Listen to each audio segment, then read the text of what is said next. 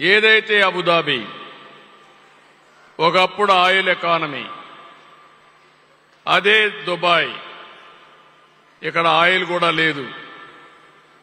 కానీ ఇక్కడ ఒక ఎయిర్పోర్టు, ఆ ఎయిర్పోర్ట్ ఆధారంగా చేసుకుని ఏ దేశంలో లేనన్ని రూములు క్రియేట్ చేసి 1,50,000 రూములు క్రియేట్ చేసిన ఏకైక దేశం, ఏకైక సిటీ ఈ దుబాయ్ అని కూడా మీకు ఒకసారి విజ్ఞప్తి చేస్తున్నా.